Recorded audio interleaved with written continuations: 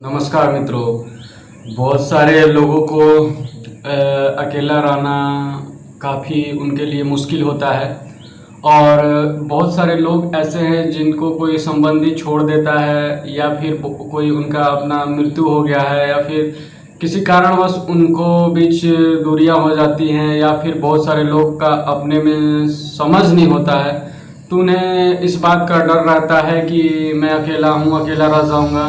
तो मित्रों, आज के वीडियो में हम लोग इसी पे चर्चा करेंगे। और मित्रों, आगे बढ़ने से पहले आपको एक बार हम बता दें कि अभी तक आपने हमारे चैनल को सब्सक्राइब नहीं किया तो जाइए सब्सक्राइब कीजिए, बेल आइकन प्रेस कीजिए ताकि भविष्य में आने वाले वीडियो का नोटिफिकेशन सरलतापूर्वक आप तक पहुंचता रहे।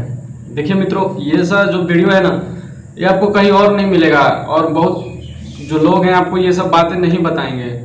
देखिए, जहाँ तक अकेला होने की बात है तो देखिए, अकेला आप अकेले नहीं रहते हैं। आप सब पूरे संसार में जितने भी लोग हैं सब अकेले ही हैं। बस लोग एक बंधन और एक दूसरे के प्राणी के रूप में सेवा करने के भाव से एक दूसरे में लिप्त है। जहाँ तक बात किया जाए अकेला, तो देखिए, जब आपका जन्म होता है तो आप सिंगल ही पैदा होते हैं, लेकिन बहुत सारे लोग बोलेंगे कि जुड़वा भी तो पैदा होते हैं। देखिए, जुड़वा पैदा होने वो भले पैदा हो जाए, लेकिन उसका मस्तिष्क, उसका विचार, उसके कर्म आपके और उस जो भी पैदा हुआ उसके अलग आपको रहेंगे, भले वो साथ में ही क्यों ना पैदा हुए हों।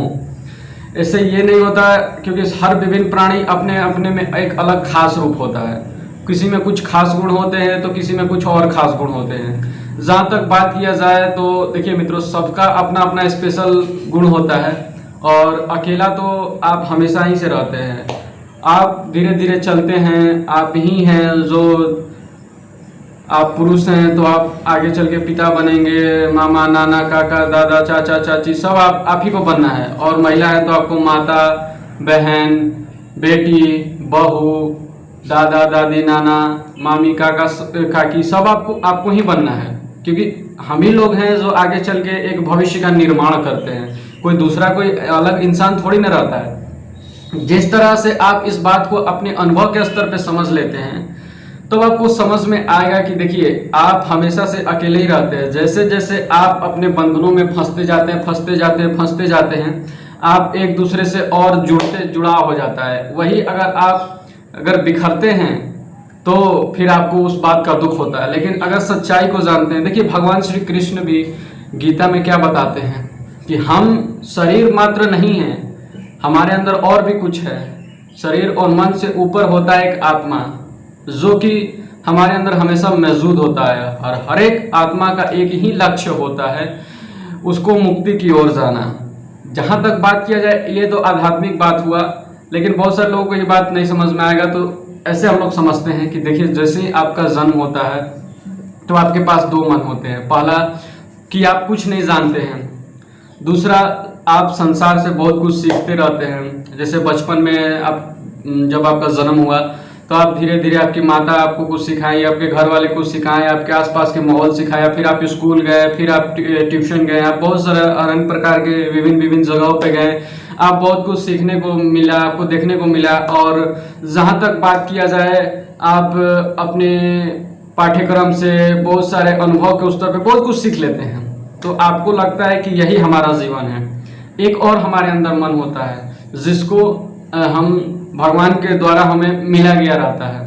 उस मन का शक्ति आप हमें कभी नहीं पहचान में आता है आपको, क्योंकि वो मन आप इतने लिप्त और बिजी हो जाते हैं अपने शेड्यूल, अपने जीवन में, तो उसको आप छोड़ ही देते हैं। जहाँ तक बात किया जाए तो आपके अंदर कभी कभी ऐसा जरूर भावना आता होगा, दया का, प्रेम का। देखिए, आप कितने भी दुश्मनी किसी से कर लें, लेकिन कभी ना कभी आपके मन में अगर एक भी छोटा सा 0.0% भी, 0.01% अगर आपके अंदर दया का, करुणा का, प्रेम का अगर भाव आता है, तो आप समझ लीजिए कि आपके अंदर अभी भी है परिवर्तन होने का। उस हर प्राणी में होता है, वो चाहे कितना भी पापी क्यों ना हो। अंगुलीमाल को देख लीजिए, वो कितना बड़ा अत्याचारी था और नरभक्षी था, बहुत सारे लोग को मार के उंगली उनका पहनता था।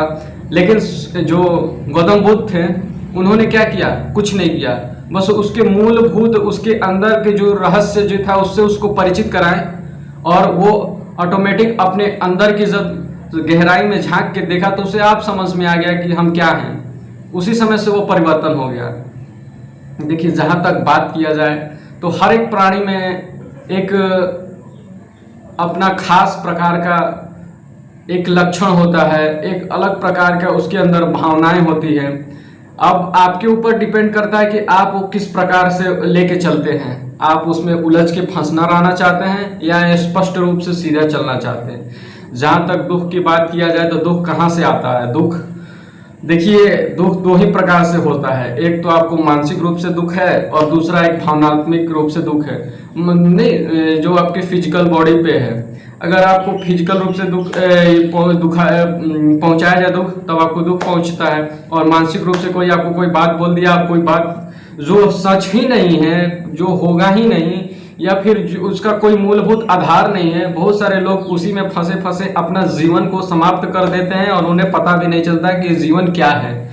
तो जहाँ तक दुख की बात किया जाए, दुख का यही दो कारण होता है, या तो आपके अनुसार कोई कार्य नहीं हो रहा है या फिर सामने वाला व्यक्ति के अनुसार कोई नहीं कार्य हो रहा है। दोनों में यही फर्क होता है। आप चाहते हैं कि हमारे अनुसार कार्य हो, दूसरा व्यक्ति चाहता है कि उसके अनुसार कार्य हो। और जहाँ तक बात किया जाए अकेला रहने का, तो देखिए, अकेला कोई बहुत बड़ा समस्या नहीं है। अकेला तो मुझे बहुत अच्छा लगता है और अकेले ही से आपको आत्मज्ञान और बहुत सारी चीज़ों का बोध प्राप्त होता है। आजकल के युवा पीढ़ी और आजकल के लोग क्या करते हैं, अकेले हैं तो चलिए, कभी मन नहीं लग रहा था, इधर घूम लिए, दोस्त के संग टाइम पास कर लिए, उधर चले गए और टीवी देख लिए। मोबाइल तो आजकल पूछिए मत क्या क्या किया जाए, सोशल मीडिया पे बिजी हैं और बहुत सारे कर्मों में लिप्त हैं, तो उन्हें पता ही नहीं चलता। और अगर आप शांत बैठ के अपने आप पे थोड़ा अगर ध्यान दें तो आपको खुद पता चलेगा कि आप क्या हैं। और जहाँ तक अकेले की बात की जाती है तो आप हमेशा से अकेले ही थे और ये कोई बड़ी समस्या तो है नहीं कि आप जो नहीं है उसके पीछे आप रोते रहे। देखिए, जो भी आप कर्म करते हैं, जो भी होता है, बहुत सारा आपका झूठा ही चीज़ होता है। देखिए, आप जो सोचते हैं कि मैं आज ये करूँगा, उसमें से 0.01% भी नहीं होता है, लेकिन आपका मन ऐसा सोच में उसको विचार में डाल देता है कि नहीं वही सही है। आपको भी लगता है कि वही सही है और आप उसी में जीते रहते हैं, जीते रहते हैं, जीते रहते हैं। आपको लगता है कि नहीं यही भाई सही है, यही सही है। और फिर जब आपको एहसास होता है कि नहीं ये तो नहीं है, तो फिर आपको दुख पहुंचने लगता है कि अरे मैंने ऐसे सोचा था, मेरे अनुसार ये कार्य नहीं हो रहा। आपके अनुसार क्यों कार्य हो गया भाई?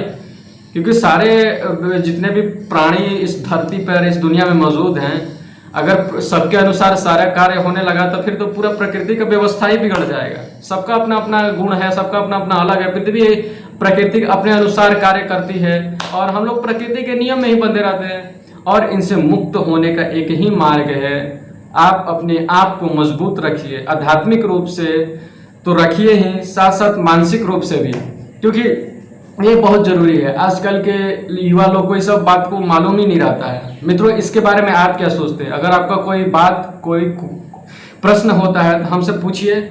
और जहाँ तक बात रही तो मैं आशा करता हूँ कि आप इस वीडियो से समझ गए होंगे, और भी कोई बात होती है तो हमें कमेंट में ज़रूर पूछिए। चलिए मित्रों, फिलहाल वीडियो में इतना ही, और वीडियो देखने के लिए आपका बहुत बहुत धन्यवाद। नमस्कार। ओम नमः शिवाय।